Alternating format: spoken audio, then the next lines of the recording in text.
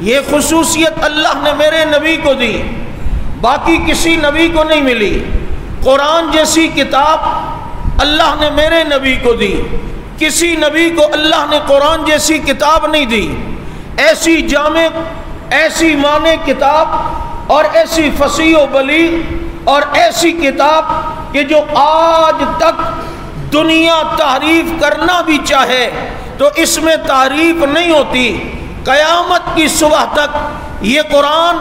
اسی طرح ہے جس طرح لوح محفوظ میں تھا، وہاں سے جبریل نبی تک لائے، نبی نے صحابہ کو دیا، اور صدیق اکبر کے دور میں اس قرآن کریم کو جمع کیا گیا، حضرت عثمان کے دور میں اسے ایک قرات پر لایا گیا۔ یہ آج تک وہی قرآن ہے۔ اسی لیے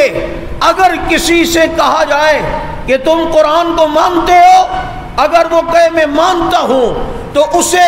تھوڑی سی وضاحت اس سے پوچھ لینا، کیونکہ ہو سکتا ہے اس کے ذہن میں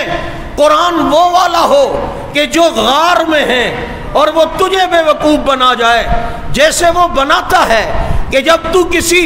افسران کے سامنے یا مجمع کے سامنے کہے ابو بکر کو مانتے ہو، وہ کہہ دیتا ہے مانتے ہیں، ادھر تو پاگل بن جاتا ہے، ہاں جی یہ تو مانتے ہیں، یہ ناگن چورنگی والے تو ایسے ہی کہہ رہے تھے، یہ تو کہتے نہیں مانتے۔ لیکن اس کے ذہن میں وہ ابو بکر ہوتا ہے جو علی کا بیٹا ہے، وہ عمر ہوتا ہے جو علی کا بیٹا ہے، وہ عثمان ہوتا ہے جو علی کا بیٹا ہے، کیونکہ علی کے بیٹوں کے نام ابو بکر و عمر عثمان کے نام پر ہیں۔ ایسے ہی جب قرآن کی بات کرے تو اس کو کہنا قرآن کون سا؟ وہی جو آج ہمارے پاس اس شکل میں موجود ہے، جو صدیق اکبر کے دور میں جمع ہوا، اور یہی وہ قرآن ہے جو نبی پر اترا، اور یہی وہ قرآن ہے جو لوح محفوظ پہ اترا، جو لوح محفوظ میں تھا۔